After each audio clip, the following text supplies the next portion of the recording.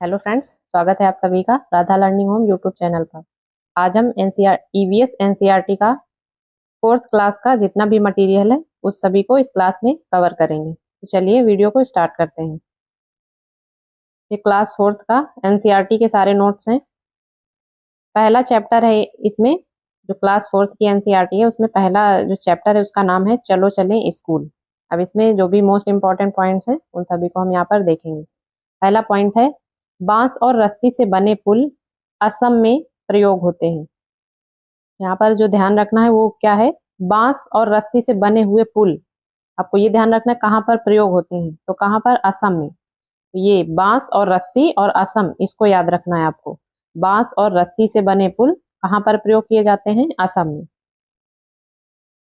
Second point है trolley. Trolley का प्रयोग किस एरियाज में होता है, तो ये क्या है, लकड़ी का एक प्रकार का झूला है जो ट्रॉली होता है।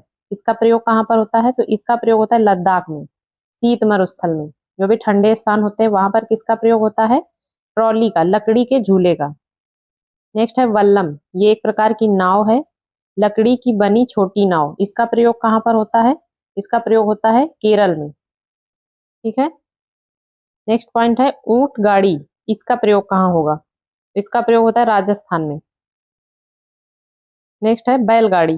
इसका प्रयोग मैदानी क्षेत्र में, जो समतल क्षेत्र होते हैं वहां पर बैलगाड़ी का प्रयोग होता है। आगे बढ़ेंगे।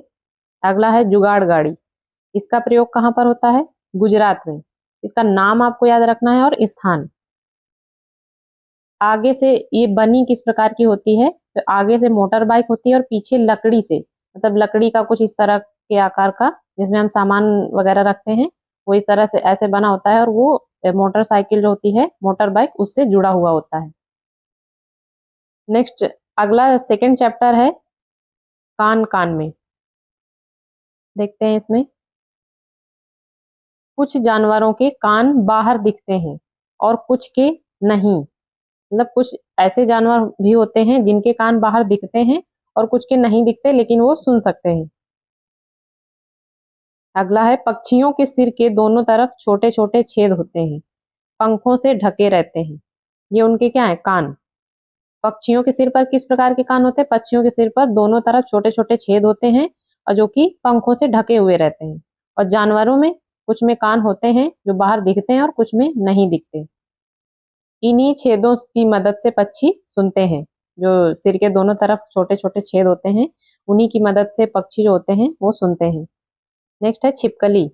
छिपकली किस प्रकार सुनती है, छोटे छेद जैसे कान होते हैं जो दिखाई देंगे।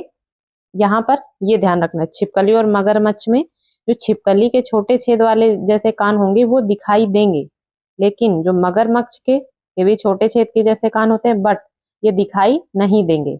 इसको हम ध्यान रखेंगे। छिपकली को जो कान है वो भी छोटे छेद जैसे कान है बट उसको दिखाई देंगे, लेकिन जो मगरमच्छ को कान होते हैं वो दिखाई नहीं देते। अगला है जानवरों की खाल। खाल पर जो डिजाइन होता है का कारण शरीर पर बाल। जो जानवरों में, कुछ जानवरों में जो डिजाइन दिखाई देता है उसका कारण उनके शरीर पर बाल होते हैं, ना कि अलग से कोई डिजाइन बना होता है। तो इसको किस प्रकार समझेंगे, जानवर कान अगर बाहर हैं तो उनके शरीर पर बाल प्लस वो बच्चे देंगे।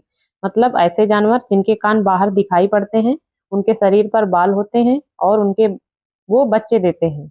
लेकिन ऐसे जानवर जिनके कान बाहर नहीं होते, उनके शरीर पर बाल भी नहीं होते और वे अंडे देते हैं। ठीक है। जैसे गाय हो गई, गाय उसके शरीर पर बहुत सारे बाल होते हैं और वो बच्चे देती है। इसी प्रकार जो जानवर जिनके शरीर पर बाल नहीं होते, सॉरी, जिनके बाहर कान नहीं दिखाई देते, उनके शरीर पर बाल भी नहीं होते और वो अंडे देते हैं। नेक्स्ट है नंदू हाथी। हाथियों के ये मोस्ट इंपॉर्टेंट पॉइंट है। इससे अभी आपका जो 2024 में पेपर हुआ है उसमें इससे इसी एज इट इज क्वेश्चन पूछा गया था। आप चेक कर लीजिएगा जाकर, कहीं भी जो भी प्रीवियस ईयर में जाके आप देखिएगा, इससे आपको क्वेश्चन उसमें एज इट इज देखने को मिलेगा। पहला पॉइंट है हाथियों के झुंड में केवल हाथिनियां प्लस बच्चे होते हैं। जो हाथियों का झुंड होता है उसमें केवल हाथिनियां होती हैं और बच्चे होते हैं। झुंड की सबसे जो बुजुर्ग हथिनी होती है वो झुंड की नेता होती है। हाथी नहीं, हथिनी। जो झुंड की सबसे बुजुर्ग हथिनी होगी वो उस झुंड की नेता होगी और वही सभी फैसले लेती है। हाथी जब 14 या 15, यही क्वेश्चन आया था, ये आपको कथन में दिया हुआ था और आपको बताना था कौन सा कथन सत्य है। हाथी जब 14 और 15 साल की उम्र में झुंड छोड़ देते हैं, अकेले रहते हैं। जब तक इनका झुंड बना रहता है उसमें कौन होते हैं, हथनियां और बच्चे होते हैं। और और इनके झुंड में खासियत क्या होती है कि ये इनकी जो बुजुर्ग हथिनी होती है वही झुंड की नेता होती है, वो वही सभी फैसले लेती है। हाथी जब 14-15 साल के हो जाते हैं तो ये झुंड को छोड़ देते हैं और अकेले रहने लगते हैं। इसके बाद है एक बड़ा हाथी, ये एक दिन में 100 किलो, इसको ध्यान रखना है, कितने पत्ते खा सकता है, 100 किलो। हाथी एक दिन में 2-4 घंटे सोता है, भोजन कितना करता है, 100 केजी, सॉरी। हाथी एक दिन में 2-4 घंटे सोता है, नींद कितनी लेता है, 2-4 घंटे की। ये हाथी को कीचड़ में ठंडक मिलती है। गर्मी लगने पर हाथी कान हिलाकर हवा करते हैं, इसको ध्यान रखना है। जब गर्मी लगती है हाथियों को तो क्या करते हैं, अपने कान हिलाकर हवा कर लेते हैं। अगला है अमृता की कहानी, चैप्टर 4 है अमृता की कहानी। राजस्थान को जोधपुर के पास के खेजड़ली गांव, खेजड़, ये जो राजस्थान है यहाँ पर एक स्थान है जोधपुर, जहां पर एक गांव है खेजड़ली। खेजड़ली जो गांव है उसमें खेजड़ी के वृक्ष पाए जाते हैं। 300 साल पहले लोग लकड़ी के घर बनाते थे। कितने साल पहले, 300 साल पहले। ये स्थान याद रखेंगे, राजस्थान कहाँ पर है, जोधपुर के पास। इसका ये गांव कहाँ हुआ, राजस्थान में, खेजड़ली।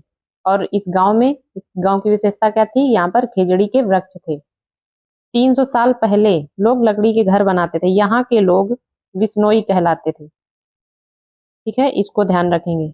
वे लोग कौन थे, विश्नोई कहलाते थे। पेड़ों और इनका काम क्या था, ये पेड़ों और जानवरों की रक्षा करते थे। अमृता विश्नोई के बारे में आप सभी जानते होंगे, वो इन्हीं से संबंधित हैं। खेजड़ी के वृक्ष को ज्यादा पानी की जरूरत नहीं होती, जो खेजड़ी का वृक्ष होता है उसको ज्यादा पानी की जरूरत नहीं होती।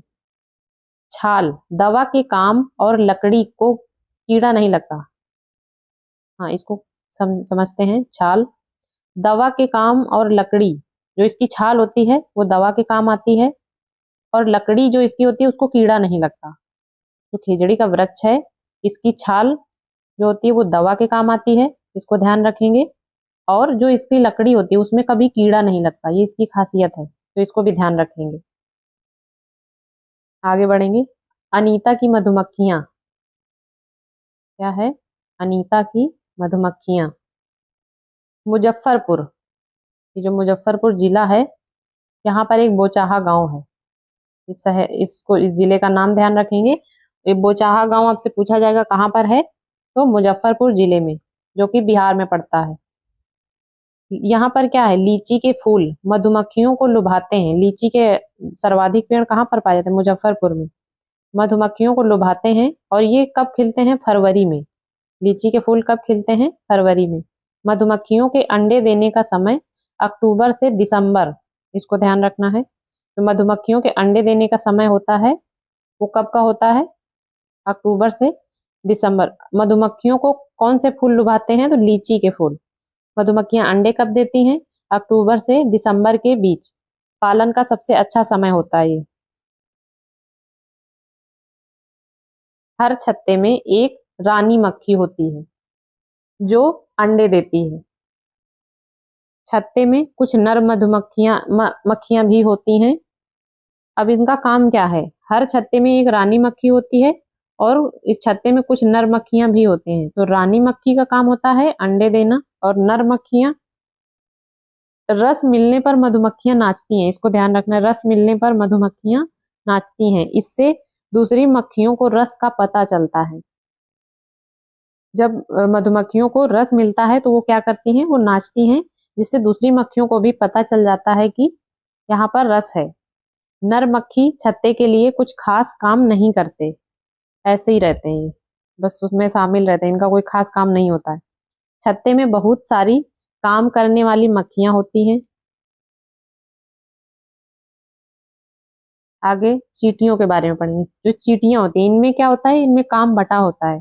जो रानी चींटी होती है वो अंडे देती है, सिपाही चींटी बिल का ध्यान रखती है, और दीमक ततैया, इस दीमक और ततैया इनके जैसे चींटी समूह में रहती है, उसी तरह जो दीमक और ततैया होते हैं ये भी क्या करते हैं, समूह में ही रहते हैं। इसके पहले हमने क्या पढ़ा था, मधुमक्खियां, ये भी समूह में रहती हैं।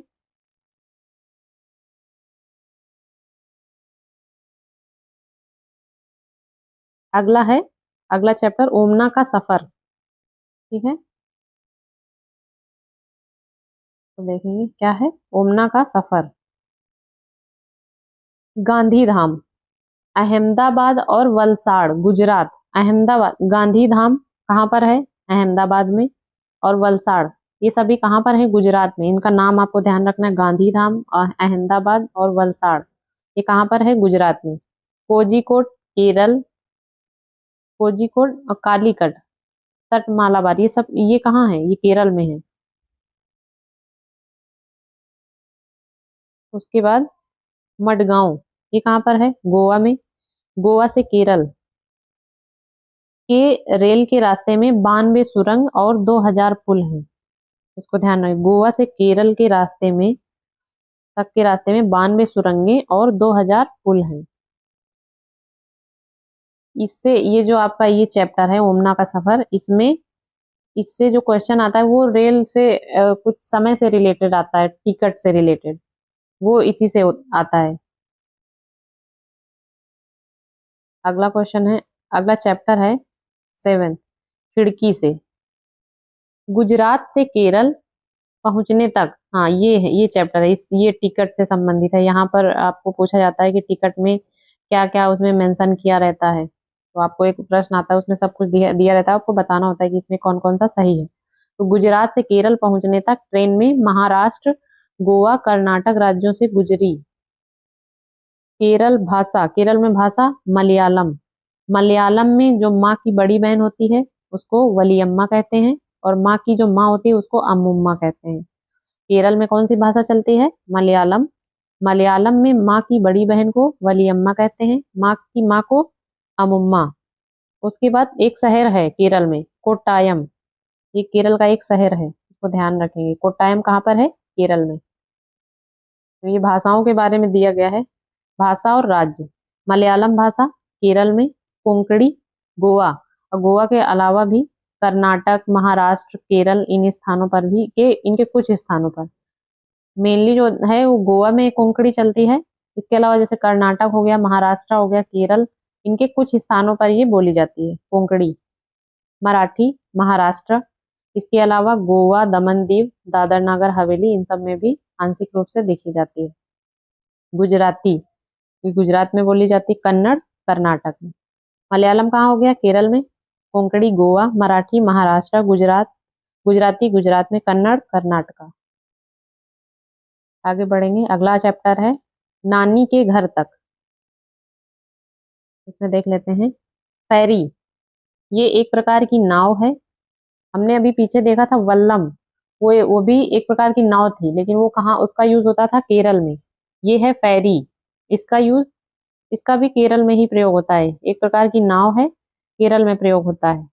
ये देखिए ट्रेन टिकट, ये आपका एक क्वेश्चन इससे रिलेटेड आता है। इसमें क्या क्या होता है इसको देख लीजिए। इसमें होता है ट्रेन नंबर, यात्रा प्रारंभ की का दिनांक या तिथि, उसके बाद बर्थ होता है, कोच संख्या, किराया और दूरी।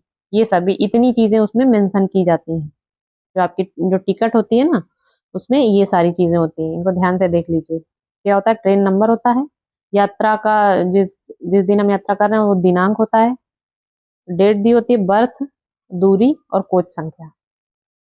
अगला चैप्टर है हुतुतु। इससे आप आपने अभी तक जितना भी पढ़ा है, आप अभी 2024 का ही पेपर उठा लीजिएगा, उसमें कम से कम जो मैं आपको पढ़ा रही हूँ ना इसमें से ही कम से कम आपको 5 से 6 क्वेश्चन देखने को मिल जाएंगे। अभी हम चैप्टर 5 को पढ़ेंगे आगे, तो इसको देख लेते हैं। पहला चैप्टर, ये पहला पॉइंट है कर्णम मल्लेश्वरी, ये एक वेट लिफ्टर है। ये आंध्र प्रदेश की रहने वाली हैं, कौन, कर्णम मल्लेश्वरी, आंध्र प्रदेश की रहने वाली हैं। पापा इनके पुलिस में हवलदार हैं। 12 साल से ही वजन उठाने का अभ्यास, ये जब 12 साल की थी तब से ही वजन उठाने का अभ्यास करने लगी थी। उसके बाद है, अब वे एक बार में 130 केजी वजन उठा सकती हैं। और कब से अभ्यास करने लगी थी? 12 साल की उम्र से। कर्णम ने भारत के बाहर 29 मेडल जीते हैं। कर्णम मल्लेश्वरी जो हैं, उन्होंने भारत के बाहर से कितने मेडल जीते? 29। उनकी 4 बहनें हैं, रोज वजन उठाने का अभ्यास करती हैं। अगला चैप्टर है हमारा फुलवारी। फूलों की घाटी पहाड़ों के बीच में उत्तराखंड में है। फूलों की घाटी कहाँ पर है? उत्तराखंड में। गुलदाउदी जीनिया रंग बनाए, इनसे ये जो फूल के पेड़ होते हैं, इनसे क्या बनाया जाता है? रंग, कपड़े रंगे जाते हैं इनसे, तो इसको ध्यान रखेंगे। आपको इतना ध्यान रखना है, ये जो नोट्स हैं इसका हर एक पॉइंट मोस्ट इंपॉर्टेंट है, इसलिए प्लीज ध्यान से देखिएगा, ताकि आपको बाद में ये रिग्रेट ना रह जाए कि आपने इस क्लास को ध्यान से देखा नहीं। अगला पॉइंट है उत्तर प्रदेश। इसमें कन्नौज जिला है जो इत्र के लिए मशहूर है। यहाँ पर क्या होता है? फूलों का शुद्ध अर्क बनता है। जो उत्तर प्रदेश है, यहाँ पर एक कन्नौज जिला है, यहाँ पर क्या होता है? ये इत्र के लिए मशहूर है, कन्नौज जिला। अगला है, उत्तर प्रदेश में कचनार के फूलों की सब्जी बहुत पसंद की जाती है। तो आपको यहाँ पर ये ध्यान रखना है कि ये जो कचनार के फूलों की सब्जी है, ये कहाँ की डिश है? उत्तर प्रदेश की। अब केरल में क्या बनता है? यहाँ पर आपको ये बताया जा रहा है कि किस, अपना जो भारत है उसमें किस एरिया में कौन से डिशेस बनाई जाती है, क्या फेमस है। केरल में यहाँ पर केले के फूलों की सब्जी बनती है। उत्तर प्रदेश में कचनार के फूलों की, केरल में केले के फूलों की, महाराष्ट्र में सहजन के फूलों के पकौड़े बनते हैं। बिहार में मधुबनी नाम का एक जिला है जो कि लीची के लिए फेमस, सॉरी, मधुबनी कला के लिए फेमस है। लीची के लिए मुजफ्फरपुर। त्योहारों में मधुबनी चित्रकला दीवारों और आंगन में बनाई जाती है। ये यहाँ की विशेषता है बिहार की, कि त्योहारों में मधुबनी चित्रकला दीवारों और आंगन में बनाई जाती है। मधुबनी पेंटिंग कहाँ की है? बिहार की।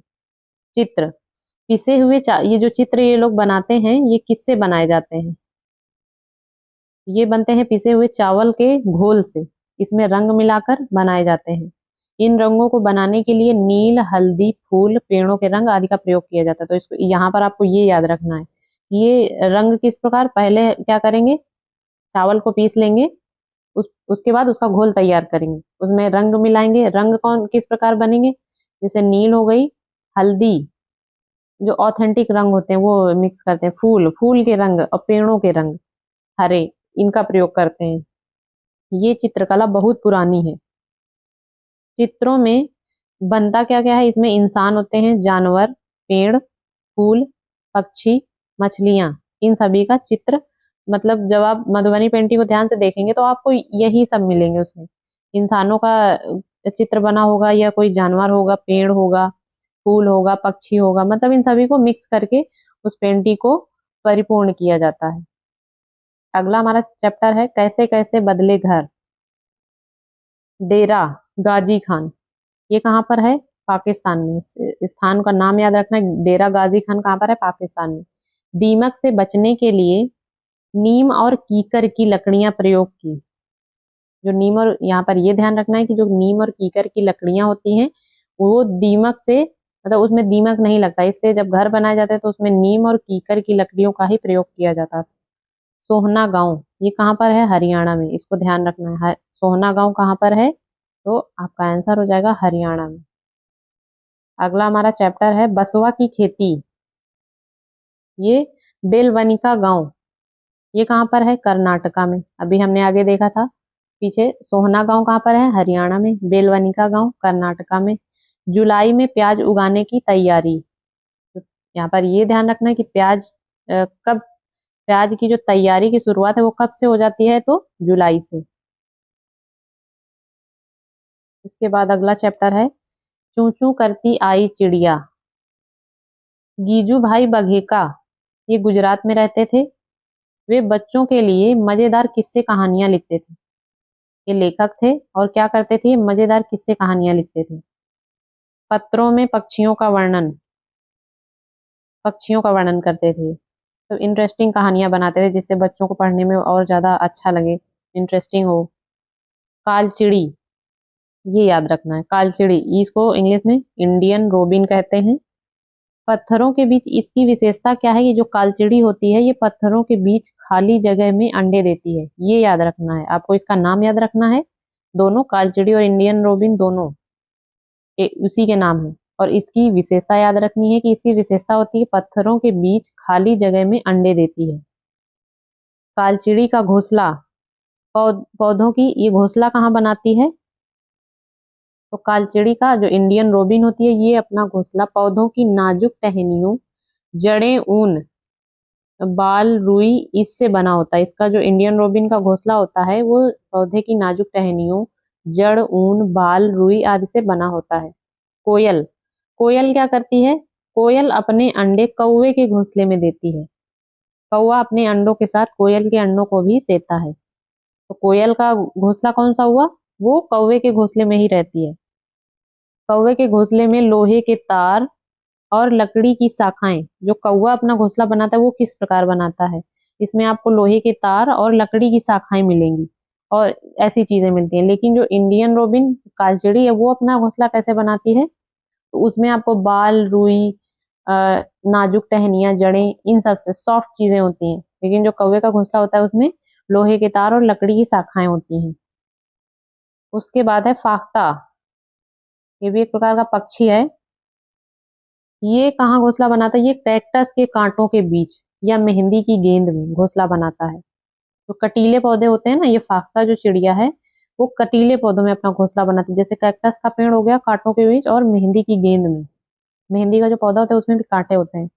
बसंत गौरी, गर्मियों में टुक टुक करते हैं पेड़ के तने में, और टुक टुक करके क्या करते हैं उसमें गहरा छेद बना देते हैं, वही उनका घोंसला हो गया, और वहां पर बनाकर अंडे रख देते हैं। जो बसंत गौरी होती है, काका चिड़िया कहाँ पर अंडे देती है, कैक्टस के कांटों के बीच या मेहंदी की गेंद में घोंसला बनाती है। बसंत गौरी गर्मी में टुक टुक करते हैं और पेड़ के, मतलब तरीका बताया गया इस प्रकार ये अपना घोंसला बनाती है।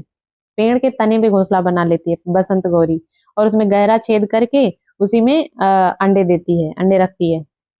उसके बाद दर्जिन चिड़िया, ये इसकी नुकीली चोंच होती है, ये इससे पत्ते सीकर घोंसला बनाती है। तो ये इंपॉर्टेंट है, जो दर्जन चिड़िया होती है वो नुकीली, आपको ये जो सारे ये यहाँ पर फैक्ट लिखे हैं ये आपको क्वेश्चन में दिए जाएंगे, और ऑप्शन में ये कौवा, फाख्ता, बसंत गौरी, दर्जन चिड़िया, इनको ऑप्शन में रख देगा और आपसे पूछेगा कि ये किसकी विशेषता है या ये घोंसला जो है ये किससे संबंधित है। तो आपको इसलिए इसको ध्यान से देखना है। नुकीली चोंच से पत्ते सीकर ये घोंसला बनाती, कौन, दर्जन चिड़िया। तो आपको इसमें ये ध्यान रखना है पत्ते सीकर घोंसला कौन बनाता है, तो दर्जन चिड़िया। अगला पॉइंट है सभी नर वीवर पक्षी, जो वीवर पक्षी होते हैं सभी नर अपने अपने घोंसले बनाते हैं। जो नर वीवर पक्षी होते हैं वो सभी अपने अपने घोंसले अलग अलग बनाते हैं, लेकिन जो मादा वीवर होती है इन सभी घोंसलों को देखती है, जो इसे सबसे अच्छा लगता है इसे अंडे देती है। तो यहाँ पर बड़ी इंटरेस्टिंग सी चीज है, इसको आप याद रख सकते हैं।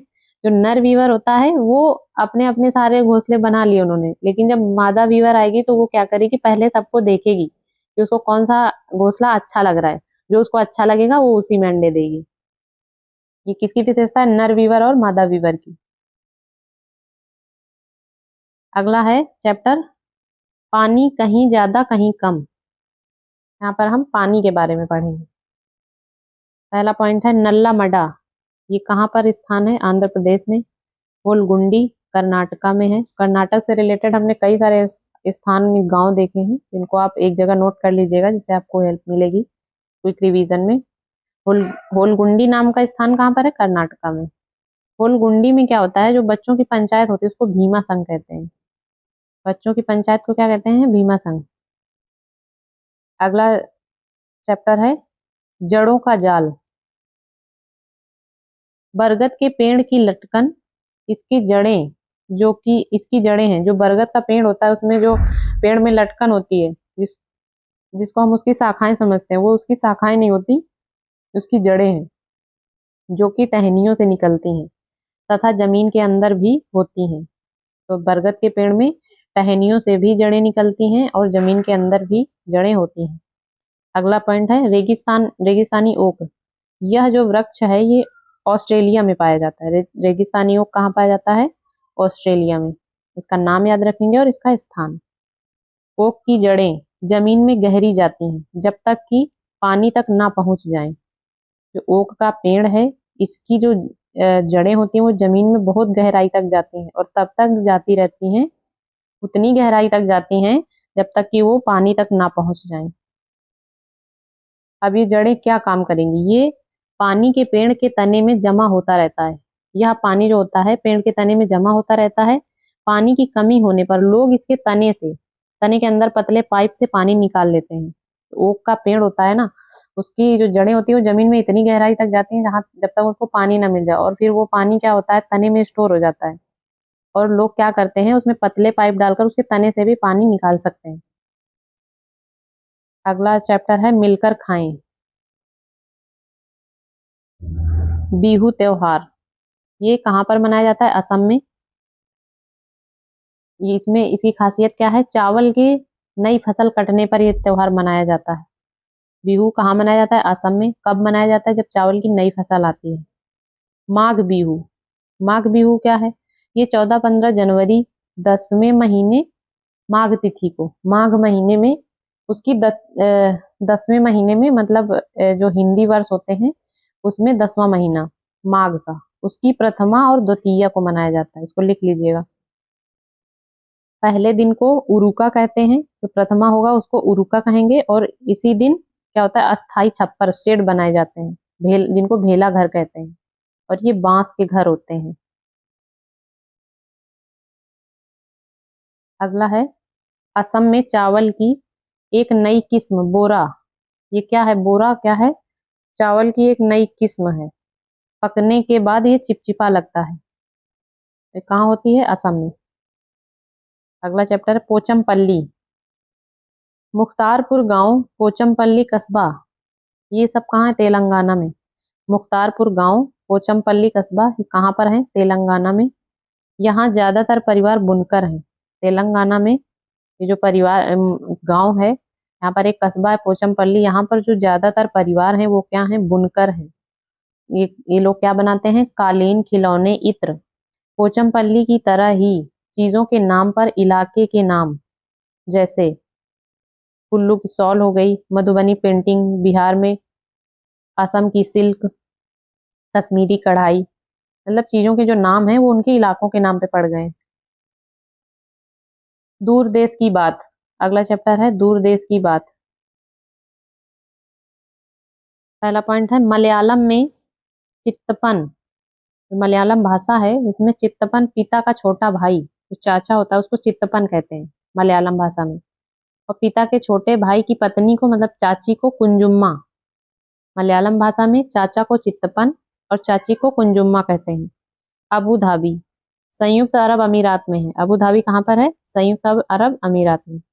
अबू धाबी में सिर्फ खजूर के पेड़ ही दिखाई पड़ते हैं। तो ये कहाँ पर उगते हैं? रेगिस्तान में। अबू धाबी में रेत के पहाड़, रेत के टीले, रेगिस्तान। पेट्रोल जो है वो पानी से भी सस्ता है। कहाँ पर? अबू धाबी में। अबू धाबी मुद्रा, अबू धाबी की मुद्रा क्या है? दिरहम, और भाषा अरबी। इसको अरबी भाषा में दिरहम कहते हैं। जो मुद्रा है अबू धाबी की उसको दिरहम कहते हैं, सॉरी। अबू धाबी की मुद्रा को अरबी भाषा में दिरहम कहते हैं। उसके बाद है चटपटी पहेलियां। केरल तेज पत्ता, छोटी इलायची, बड़ी इलायची, काली मिर्च, नारियल। केरल जो है यहाँ पर तेज पत्ता, छोटी इलायची, बड़ी इलायची, काली मिर्च उगती है। जैसा कि हम सभी जानते हैं केरल मसालों के लिए प्रसिद्ध है। अगला चैप्टर है फौजी वहीदा। पहला पॉइंट है लेफ्टिनेंट कमांडर वहीदा प्रिज्म। ये जो वहीदा प्रिज्म है ये नौसेना में डॉक्टर हैं। पहली महिला जिन्होंने पूरी परेड कमान संभाली, ये ऐसी पहली महिला थी जिन्होंने पूरी परेड कमान संभाली थी। वे थन्ना मंडी गांव, ये कहाँ की थी? थन्ना मंडी गांव, राजौरी जिला, जम्मू कश्मीर की से हैं। जो ये वाहिदा प्रिज्म है, ये सेना में डॉक्टर हैं और ये पहले लेफ्टिनेंट कमांडर थी, उसके बाद ये नौसेना में डॉक्टर बनी। ये पहली ऐसी महिला कमांडर हैं जिन्होंने पूरी परेड की कमान खुद संभाली। वे थन्ना मंडी, ये थन्ना मंडी गांव की हैं जो कि राजौरी जिला जम्मू कश्मीर में है। प्रिज्म, प्रिज्म क्या है? एक ऐसा कांच जो 7 रंग दिखाता है। पूरी परेड में, हाँ, जो यहाँ पर ये पूरी परेड की कमान इन्होंने खुद संभाली थी। इसकी विशेषता क्या है? इसमें 36 निर्देश देने होते हैं। उसके बाद अगला है कोशिश हुई कामयाब। इसमें क्या है इंपॉर्टेंट? लद्दाख में स्किप स्किप्पो पुल, इसको देख लीजिएगा ध्यान से। पोपलर के पेड़ होते हैं, ठीक है। कहाँ पर? लद्दाख में। किसके पेड़? पोपलर के पेड़। स्किप्पो पुल। लद्दाख में भाषा कौन सी है? लद्दाखी, बहोती, बोधी, तिब्बतन। ये सभी ध्यान रखना है आपको। लद्दाख में जो भाषा है वो लद्दाखी, बहोती, बोधी और तिब्बतन। यहाँ पर लद्दाख में माँ को अम्माले, पिता को अब्बाले और दादाजी को मेमेले बोलते हैं। तो चौथा चैप्टर जो, सॉरी, फोर्थ क्लास का एनसीईआरटी के जितने भी नोट थे सभी मैंने इसमें करवा दिए हैं।